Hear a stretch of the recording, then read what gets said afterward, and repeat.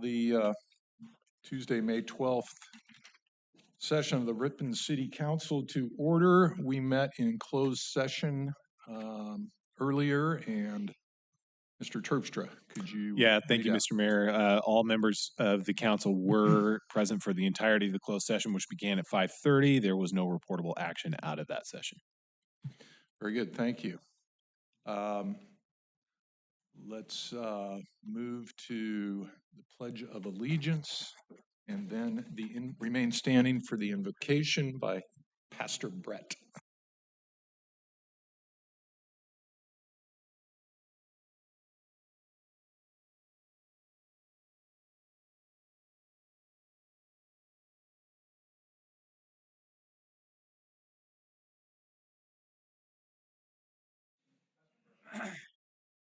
Okay. Thank you, Mr. Mayor and City Council. Thank you for letting me be here to pray. I'm all gussied up because I get to go on a ride along today with our PD and enter into the new role as chaplain. So let us pray. God, thank you for this opportunity, for all the men and women who are gathered here, for the leaders that you've appointed over our city. Lord, give them wisdom, and God, give them discernment to lead justly and with intent of the public in their hearts, so that all the Ripon residents who live here may truly prosper. God, we pray that in all the matters of today, they would be mindful and attentive to all the things that must be done. Give them strength, encourage their heart and their homes. We ask that in Jesus' name. Amen.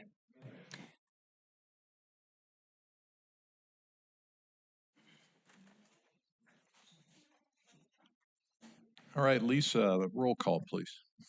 Councilmember Daniel DeGraff. Here. Leo Zuber. Here. Mike Restuccia. Present. Vice Mayor Dean Euchre. Here. Mayor Gary Barton. Present. This time, any items that are not on the agenda, if anyone would like to address the council, we welcome you to the podium. And our poet laureate is here tonight. Good evening, everyone. I introduced myself as Emil Guillermo, the first poet laureate. I usually stand aside, but I do want to write poems about each and every one of you, because it occurred to me that a poet laureate should be writing about the people who serve this great city of Ripon. So expect some phone call within the next 6 months or so, and we'll figure out a way to get the juiciest material into verse. So thank you very much. A quick report from the poetry department. I spoke to 9 classes in 7 hours at Ripon High School in April, reaching more than 250 students, another 30 kids through a homeschool program. So we are progressing in our goals of spreading literacy through poetry in Ripon. And now this month's poem, Mom, History, and Ripon Demographics. May is Asian American, Native Hawaiian, Pacific Islander Heritage Month. AANHPIHM. A nippy hymn, one heck of an acronym. Even in Ripon, in demographic terms, 68% white, 25% Hispanic, 6% Asian, 0.2% Native Hawaiian Pacific Islander, 0.9% American Indian, 1% Black, 99% U.S. citizens. In May, tell your AANHPI friends, happy AANHPI month. Celebrate at the Golden Bowl. Oop, the China Bowl, no longer the Golden Bowl, where they know me as Tofu Guy. May is also the time we remember all our moms, mine, yours, theirs, and their moms. It's the infinite loop of Mother's Day love. My mom did not live in Ripon, but she would have liked the quiet. As an Asian American mom, my mom was special, not a tiger mom. She was more lamb than tiger. Quiet, reverential, deferential, a religious woman who prayed a lot. Small, her physicality meant she had to be wise, not to be bamboozled or bullied by overt strength. Mom grew up in a tough part of Manila during the Japanese occupation of the Philippines in World War II. She worked in a seamstress shop, hid under sewing machines to avoid soldiers who were recruiting comfort women. They never found my mom. Instead, a shop patron saved her, an older Spanish woman, Lola Angelita, the angel. They traveled to safety to San Francisco.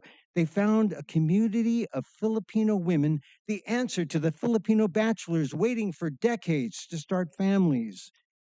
Anti-miscegenation laws prevented race mixing, but there were few Filipinas for Filipinos.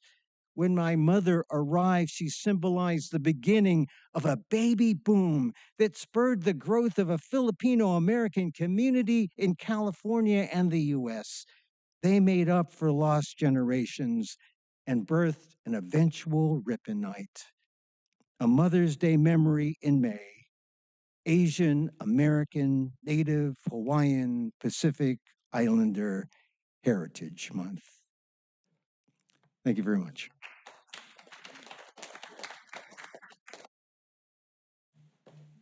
Thank you, Emil. Okay, we've got a few minutes to approve. Our last council meeting, a strategic planning meeting on the 20th of last month, and then a special meeting on the 23rd. Do I have a motion to approve the minutes? Move to approve. Second, I have a motion. that all three? That is all three. Up there.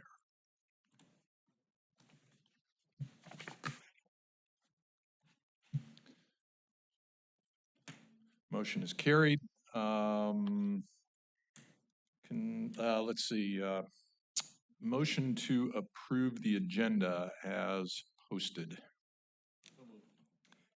First, you have to see if we're gonna pull Was- anything.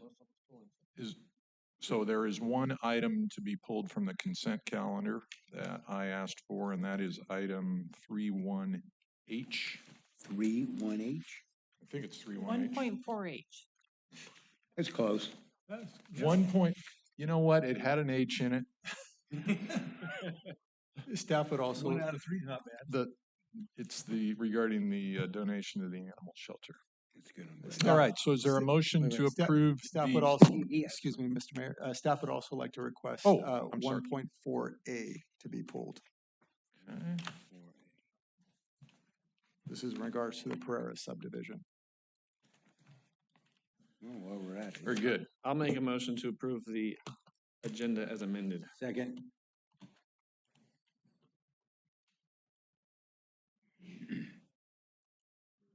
I don't get an option. Nope, nope, nope. That is not.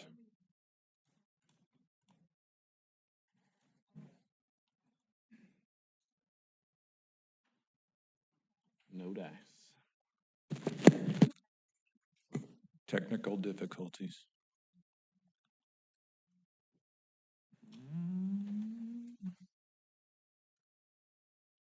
Should I call for it again? Okay.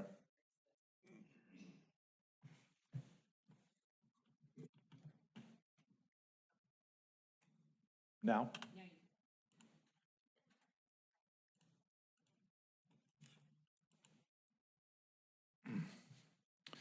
Very good. Next, the consent calendar. I'll move to Yes. approve as amended. As amended. second,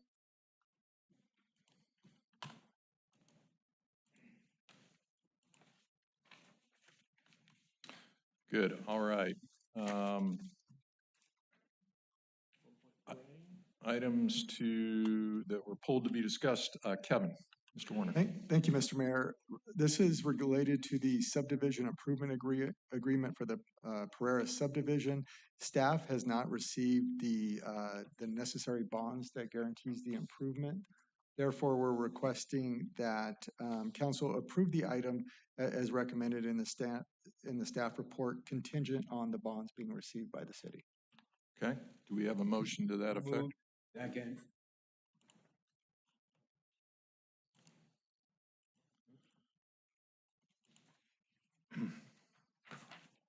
Item carries, and then the item that I asked to be pulled, which I don't know the number of, but I do know what it's about. 1.4H. Thank you. So, yeah, I just wanted to highlight this. This was a really generous donation by the trust of Paula Carroll. I did a little hunting around the internet to try to find out who Paula Carroll was. She was quite an accomplished woman. I don't believe had children. She spent the last several years of her life in Turlock. And so I reached out to a couple of people. There may be one of them, I hope, who will come to next month's meeting and fill us in on some memories of her and why this was important to her. So anyway, I just wanted to highlight that. And that is all. So is there a motion to approve the donation from the Paula Carroll Trust I'll to? move to accept. Second. Yeah. 507. 500,000. It's over 500,000. Whoops, oh, shoot, sorry. It's all right, you can have it. Okay, there we go. They, who moved? Oh, I did. Doggone it. Good. Concludes the consent calendar, and with the exception of we had a proclamation for Ripon Christian girls soccer team. And so if coaches are here, we'll present that.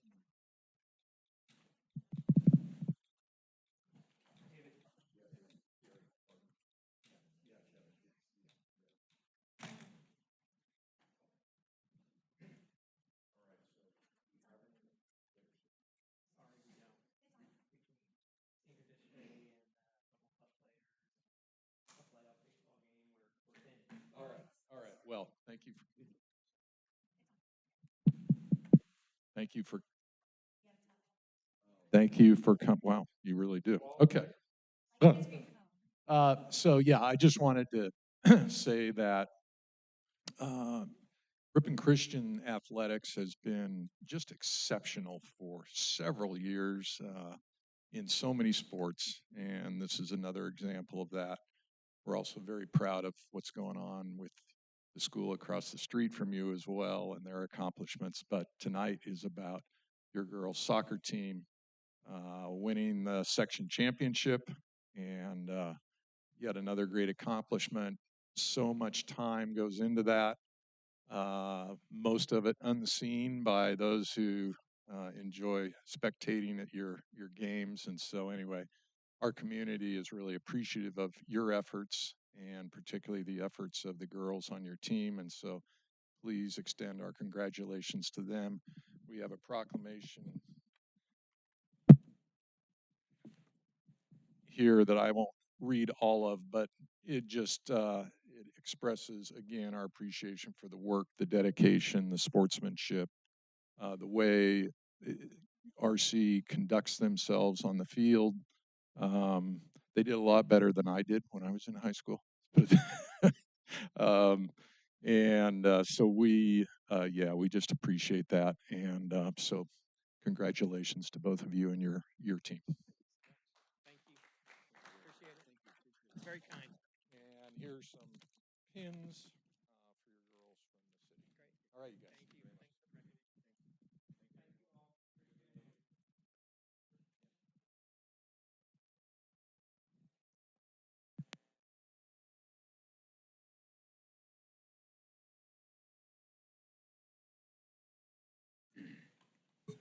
Okay, move to a public hearing on the Iona Vehicle Charging Station. Mr. Zeiderbart. Thank you, Mr. Mayor, fellow council members. Just a little background here. Last October, the Planning Commission approved a vehicle charging station located next to La Quinta Hotel over there and Starbucks. There's a vacant parcel that they're looking to locate on. As a condition of approval of that project, the applicant was required to enter into a development agreement prior to any issuance of building permits. Last month, the Planning Commission did review the development agreement that's in front of you here this evening with the recommendation to the City Council for approval. Just a little background, development agreements are utilized by the city to formalize project-specific requirements and ensure that ongoing compliance with the conditions of approval with the associated project. The proposed development agreement does not introduce new requirements. Rather, it just memorializes the obligations and conditions that were previously established when the project was approved last October. This is a public hearing this evening, so that will conclude my presentation. And after the public hearing's open and closed, there's an item a little bit later on the agenda, which is an ordinance for first reading and introduction. Good, thank you, Mr. Zeidervart. Any questions, comments from the council at this point? Okay, this is a public hearing. Is there anyone in the audience who would like to address this issue? Seeing none, any online? We will close the public hearing, bring it back to council. Any comments, questions on this item? Is there a motion to, there is no motion. Let's see, we do waive the first reading though, is that, no? Just move on. No, okay. Then let's move on to the next item, and Mr. Zeidervart. Thank you, Mr. Mayor, fellow council members. This is another public hearing, so we will have no action on this one as well, but I will go through a little slide presentation of the accessory dwelling unit ordinance and some of the changes that we've done. I did par it down from the planning commissions, which had quite a few slides. So if you have questions after we're done with this, I'd be happy to answer. So basically, we are looking to bring up to date our accessory dwelling unit and junior accessory dwelling unit ordinance. Why this matters, basically, the state has passed multiple ADU laws over the past 5 years. So it's been about 5 years since we updated. And because of these changes, these laws have fundamentally changed how cities must regulate ADUs. Our current ordinance no longer reflects a lot of these updates. If it meets, local discretion has to be drastically limited by state law now. So if it meets objective standards, we must approve it. There's really no discretion allowed. Clear ministerial approval pathways are required by state law. This has always been the case, but they just kind of tighten that down a little bit even further. So we are required to provide a clear by right path of approval for these units. And failure to update risks loss of local control and legal exposure. If we don't comply, we risk losing kind of the limited control that we still have and could potentially face legal challenges. There's two types, really what the laws have passed here in the last 5 years. There's really narrowed down to two types of ADUs. Basically, state law creates two distinct categories of accessory dwelling units. Under California Government Code Section 66323 is what they refer to these ADUs, or they're so-called state exempt ADUs. These are ADUs that meet specific criteria such as size and configuration, and they must be approved ministerially with very limited local discretion. These units are subject to strict state standards, including reduced setbacks and capped heights. All other ADUs fall into what we refer to as non-exempt ADUs. While these still must be approved ministerially, cities retain a little bit of ability, not much, but a little bit of ability to apply objective development standards, such as height, setbacks, and design requirements probably being the most important. Just so long as those standards do not conflict with state law or preclude construction of an ADU. So in short, the distinction is important because state ADUs are governed almost entirely by state law, and whereas non-exempt ADUs still allow for a measured level of local control through objective standards. So some of the updates that took place here that's in front of you tonight, basically development standards had to be updated. We must allow at least one ADU up to 800 square feet with no exceptions on a residential lot. We cannot limit ADUs to a single story like we did previously in our ordinance. State law controls height, not stories. So if somebody could design an ADU that would allow a second story, we cannot restrict that. Setbacks are limited to 4 feet, and ADUs that are converted from existing space require no setbacks if the building's already in place. And then our current code obviously is not compliant again and must be updated in these areas as well. Some of the key policy changes that took place with the updated laws were owner occupancy requirements are no longer allowed and must be removed. In the past, we were able to make sure that an owner lived on the property if there was a junior accessory dwelling unit. Now that's not the case anymore, so someone can buy a piece of property, put in a junior accessory dwelling unit, rent the main house out, rent the junior accessory dwelling unit out, and also add an accessory dwelling unit onto the lot itself. So you can have 3 rental units on one piece of property. Design standards must be objective, like we mentioned earlier. There's no subjective review. It's no longer permitted for state exempt units. We can't require them to match materials of the main house, colors, roofing materials, or anything like that. Parking requirements must follow state law, including required exemptions. Fees and utility charges must be proportional and are limited by state law. So we can charge some fees in very limited circumstances. In some cases, we can't charge any fees at all to offset the impacts to the city. And then lastly, we must establish clear state compliant application procedures. Again, this is something we already were doing, but they just kind of fine tune those a little bit more and put a little faster time frames on them.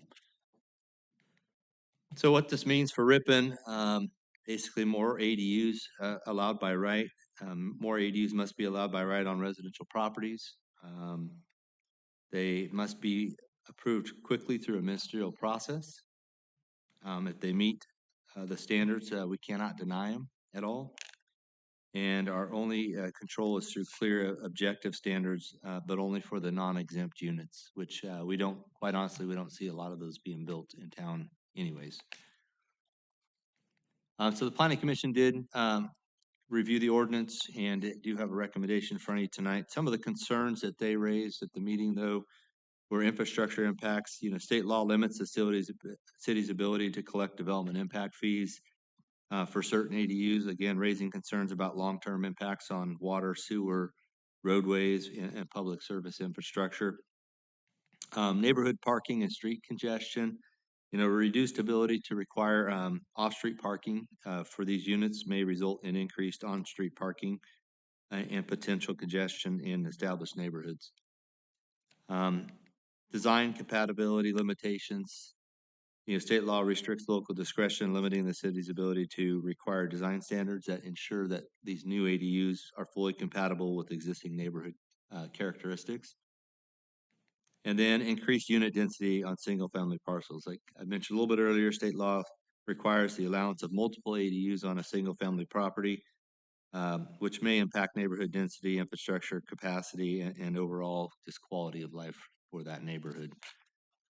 So kind of in closing here, basically the summary of the changes were, establishing state exempt ADU framework, expanding ADU allowances, updating development standards, and removing any non-compliant provisions. And then the recommendation would be to adopt the ordinance that's a little bit later here on the agenda.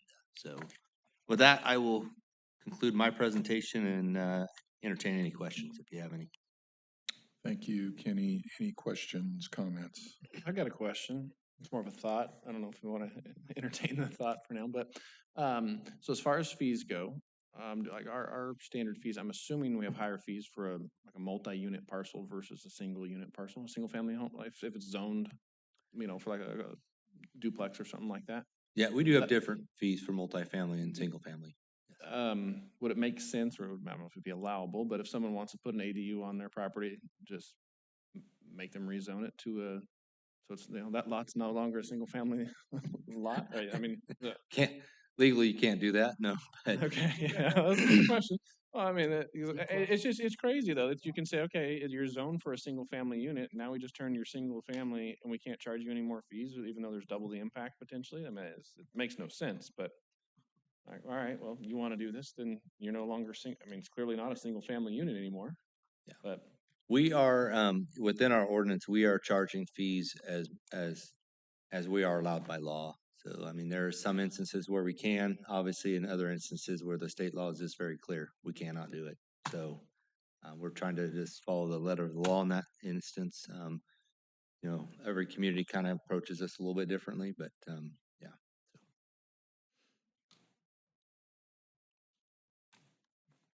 Any other questions? Does your ordinance address this? Yeah, that's one of my questions. I think it does. I don't know if Tommy wants to share on that a little bit, that letter we got from. Yeah, really, it's just a fundamental misreading of our ordinance. So the section that they're talking about, so our ordinance is structured to address state exempt, non-exempt, and then we have general requirements that apply to all types of ADUs. In this, in that general requirements section, we have a provision that just says, except as otherwise specified in this chapter. So essentially what it means is we're talking about non-exempt ADUs. We have a cap of 1 ADU and 1 JADU per lot. That's permissible under the law. Tommy, so just so anyone listening, could you just describe the letter that we received? 'Cause Yeah, they- so they're not- and it's going to be incorporated into once you take public comment on this, it's going to be addressed by the city clerk. But I'll just address it now. It's a letter from the California HDF, which is a nonprofit organization, I believe, based in the Bay Area that had some issues with the substance of our ordinance. And so, essentially, what I'm saying here is that it misinterprets the provisions of the ordinance because there is a specific carve out for those exempt ADUs, and we are handling those as required by law. Thank you. Mike, did you have a question? Well, I was just gonna mention that. So our ordinance meets the state forced housing? Well, yes, we believe so. So the requirement here would be, obviously, we have to vet it through Planning Commission, City Council. Once they adopt it, we do have to send it to HCD, who might provide comments back to us. Obviously, if we can rectify those comments at staff level, we will. But we could be back in front of the City Council with a few recommended amendments that HCD is gonna kick our way once we send it up. All right, thank you. I will just add just a comment or reaction. This is so typical of the state of California. They have a problem. They want a one-size-fits-all, and they stick it to the cities and make them fix it for them. Ripon is in many ways Ripon because primarily the character of the people who live here, but the character of the community reflects that. And we are now being subject to an ordinance that, a state law that has great potential to significantly change the character of our neighborhoods. This is a bad deal. And as you've described, apparently there's nothing we can do about it, but it makes me sick. Okay, that said, is there a motion to waive the first reading and introduce this for? Oh, we go down to the next, okay, thank you, Leo. We need to It's a open the public hearing. Is there any comment other than the one I just made? Ha.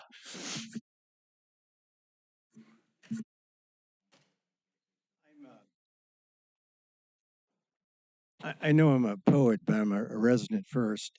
I was just wondering, this sort of, if I understand this, the ordinance allows for the state to be, or the city to be in compliance with the state, but who is the final arbiter when it comes to the number of permits that are applied for, and who decides? Is there someone who caps anything? Is there someone who says, because that seems to be missing in the discussion until the last slide where you talk about infrastructure and you talk about maybe assessing fees, because I think, I mean, are we going to see, there was an assumption made that we would not see a lot of people doing this. I don't know if that's true, but should Ripon residents expect to see people put things in their backyard that we would not like to see them put in their backyard?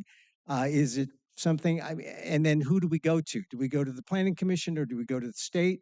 I think that understanding that might help people understand how Ripon is involved in regulating this, or if it's something that we're taking our cues from the state, we essentially rubber stamp the green light and say, yeah, here's how you can do it. But then what? And then I think we have to think about the then what. So if I had more time, I'd put that in verse, but just some concerns as a resident. I live in a nice single family type place. I've thought about doing things like this, but I thought, oh, surely there will be people at City Hall who've been thinking about this and who can begin to think about how to make sure that growth is regulated. You wouldn't just build a new subdivision, right, without going through infrastructure and sewage and water and all that. The impacts of an ADU could be significant if 10 of my neighbors decide, yep, this is the year, we're all going to do it. And then what? So anyway, thank you very much for your time. Yeah, good questions. Kenny, did you want to address? Yeah, that? I could take a stab at some of those. I don't know if Tommy wants to chime in a little bit too. We are regulated by the state and these are by right. So we don't have an ability to bring these to planning commission for approval. Somebody can walk into the building department and apply for a permit per se for these and 10 of your neighbors could put one on their lot. The only way that we would have any control over that is if we didn't have appropriate sized sewer lines or things like that, or water lines to handle that demand. We build our infrastructure very well here in Ripon, so that's probably never going to be the case, actually. So it is kind of being forced upon us just to allow these. We don't have any recourse to really deny them. And that's kind of the unfortunate, part of this whole, I guess, pill to swallow. Thank you. Anything to add, Tom? Yeah, I would just generally say that land use is typically a local affair and, cities generally enjoy a pretty broad latitude to regulate land use within their jurisdictions. That's not without exceptions. And this is one of those cases where the old rules have been thrown out the window, and the state is now starting to reach its tentacles into an area that used to be purely regulated at the local level and is now cities are being forced to implement regulations that they wouldn't otherwise do. Thank you. Okay. I have a comment, Mr. Mayor. Yes. So as Councilmember Zuber and City Attorney referenced, we did receive a public comment from Cal HDF regarding the proposed amendments to the city's ADU ordinance. We will be putting this into the record, and it was provided to all of you on the dais this evening. Thank you. Thanks, Lisa. Okay. We now move to the ordinances. And let's see, so this is regarding the development agreement with Iona. Anything you'd like to add, Kenny, on the ordinance? No, I don't have anything to add, Mr. Mayor. It's just a first reading and introduction, so we'd ask that you would waive the first reading and introduce the ordinance. All right, is there a motion to? I'll move that we waive the first reading and introduce the ordinance. Second. And I cannot call the vote. There it is. Paused. This time I got there. It's always a race. All right, and then the next ordinance on the item we just discussed, ADUs. Are we doing the same thing? I'll repeat my motion. To waive the first reading and introduce the ordinance. Thank. Under protest, second that. Can I ask a question before we do this? Sure. What if we vote no? That's what I'm gonna We're do. in violation of state law, and they'll force us to do whatever the state law says. They'll come in here, protest our denial, and win. It'll be a free-for-all. Let them take a trip down. Yeah. No, they won't come and protest the fact that we don't have an ordinance. It'll devolve into a discussion with each individual person who comes in here and wants to do it. Ken and his people will say, no, you can't do it based on and they'll appeal to the state, and the state will come back and say, You do what you want to do. build it. Okay, thank you. Yeah, and that's right. And then at that point, everybody will be coming. And thank you. Just one last, I know you're satisfied, but I'll just add another wrinkle to this, but jurisdictions without an ordinance automatically default to state law, which is more generous and broadly construed than what we have Without an ordinance proposed. or one that's in conflict with state law. That's correct. And Conflicting ordinances are null and void as the the entire state law ordinance says. is That's null correct. and void. So if ours is better than state, we're able to use it if it complies. If we don't, the state rules. Correct. All right, Tell me how we're independent? So let's see, Leo called for waiving the first reading, introducing the ordinance. We had a second, is that correct? And I can't call the vote. There we go. Mine's under protest as well. Can we just send Those the mine. applications to the governor's desk and have him approve them? I don't think you want to do that. No, I think we should put one in his backyard. Every time we get one, we should just send it to him. Here you go. You want to approve these things? He's got a big lot, we can put ADUs all around his lot. Maybe we should apply for them. On his lot, let's go buy the property around him. All right, moving forward, discussion items, is, Mr. Werner, is this you? This is Lisa, That's okay? me, Mr. Mayor. Thank you. So this discussion item is about regarding our agenda management system. You guys may know it as Minute Track Digital Boardroom. It's what we're currently seeing. It's from a provider by the names of Granicus and also IQM2. Those are all synonymous names. But we've been using them since 2017. But the Minute Track portion that we use will be no longer supportive as of September of 2026. So the city clerk's department reached out to other city clerks and looked at different websites to figure out how we wanted to move forward with a change in this area. We did look at a potential of 6 different softwares. 2 of them were what we ended up looking at more closely because they would potentially be good fits. The other ones were not recommendations by other cities, or they also were going obsolete shortly, or there was one that was just would not even work for us completely. So our priorities when we were looking at these softwares was to easily create our staff reports, agendas, minutes, have the council be able to vote and review your notes during the meetings and follow along on the agenda. We also like to use this software that we currently have to look up what we've done in the past and reference the actions that have been taken by the city council. So I do have 2 options in front of you this evening. We are looking at one called eScribe, which has an annual cost of $18,000 and a one-time cost of $1,200. And then Granicus would be the software called Peak, which is also just over $18,000, but the one-time cost would be almost $11,000 to implement it. Our recommendation, based upon the demonstrations that we received, would be to recommend eScribe. It is the cheaper of the 2, but that is not the reason that we chose it. It would just be more functional for us. From your perspective as a city council, you would have the same functionality that you do in the current system, where you'd be able to review the agenda, make your own notes, reference those notes during the meeting. During the meeting, the mayor would be able to call the vote. Everybody would be able to vote alongside each other on a particular item.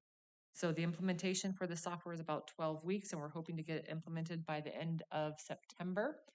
And then it also has a little, currently we stream our meetings through YouTube, and this also has the ability to use YouTube and actually pinpoint different pieces of the agenda.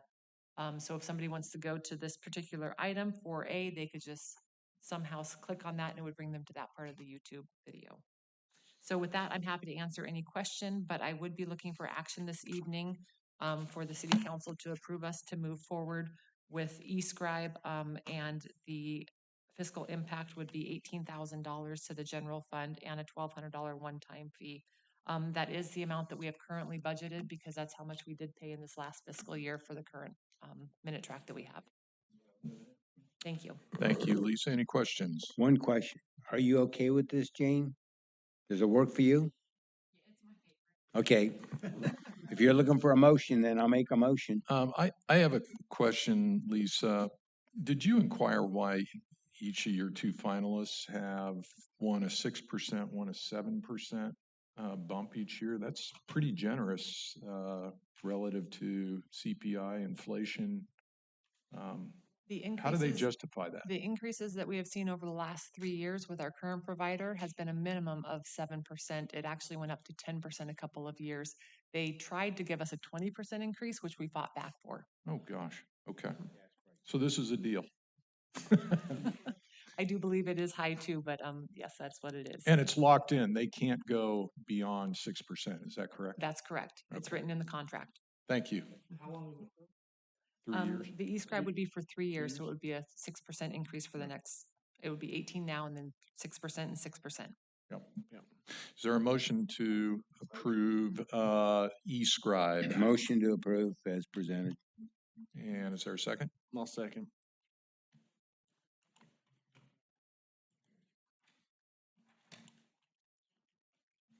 All right, good. Thank you. Chief Sauer. Mr. Mayor, I have nothing to report. And Mr. Stevens. Nothing to report. Mr. Zeidervart. One quick item, next Monday, we will be having a planning commission meeting. One item, Ripon Vet Clinic will be looking to expand their hours and add emergency vet services. So that is a amendment to their use permit. So that'll be at next Monday's planning commission meeting if you want to join us. Okay. Mr. Peace. Yes, real quick, Mr. Mayor, Honorable City Council, our water usage for the month of April was 24% lower than our 2013 numbers. It was 5% lower than our last year's number. And then our large item pickup is underway, so residents can sign up online and get their items picked up off the street. That goes through September. Excellent, thank you. Mr. Terpstra. Mr. Werner. Mr. DeGraff. Not a whole lot, other than, thank you to everyone who's stuck around this whole time. We appreciate you. Those who commented earlier, he had to leave. That's okay, but he left us with words of wisdom and some words on a council agenda item, so that was good. I know Mayor Barton was in DC, so I'm looking forward to hear maybe a little brief update on how his DC trip went. Oh, it won't be brief. Other than that, He's taking you to coffee to tell you. Perfect. Thank you. Mr. Zuber. Mr. Restusha. Vice Mayor Euchre. Nothing. All right, yes. Councilman DeGraff gave you a heads up, so settle in, guys. This is going to take a while. So yeah, I attended the One Voice trip last week in DC. It was an interesting experience. I've shared a little of that with a few people here. It was at times an uncomfortable experience for me, constantly going to people and with your hands out asking for money. But that's the nature of that business and doing what's best for our town. We didn't have any projects specifically to speak of, but certainly the impacts of the significant growth in cities in the South County, Manteca in particular, but Mountain House, Lathrop, Tracy, as we all know, has a great impact on our town, particularly when it comes to traffic. So we are hopeful that our representatives in DC will recognize the challenges that presents for all of us and will appropriately apply dollars to improve our road systems here. Otherwise, beautiful week in DC. I love that town, love the history. Don't like a lot of what happens there, but other than that, good group. And with that, if there are no other comments, our meeting is adjourned. Well, this meeting is adjourned, and now we move to our successor meeting. Let's see, do we ask for public comment on this? No, but we have we need a roll roll call. call. We have roll call, okay. Lisa, roll call. Director Daniel DeGraff, I'm still here. Leo Zuber, Here. Mike Restusha, Let's see, I'm here. Vice Chairman Dean Euchre, Here. Chairman Gary Barton. I am going to echo Member DeGraff. I am still here. All right. Do we have a motion to approve I'll approve them minutes. the minutes? Mike, you would like to go through the Can we minutes? go through all of it? All of what? No. No, we can't. Do we have a motion? Motion and a second, yeah. No. Okay. Do we have a second? Mike's seconding. Mike seconded. Okay, we have a motion and a second. All those in favor say aye. Aye. Opposed, nay. Carries. No other business. Yeah, consent There is calendar item. Consent Consent calendar. calendar. Move to approve the consent calendar. Second. Motion second to approve. All those in favor say aye. Aye. Opposed, nay. No nays. It's approved, and that concludes our successor agency business. It's the longest Meeting successor adjourned. agency meeting in the last year and a half.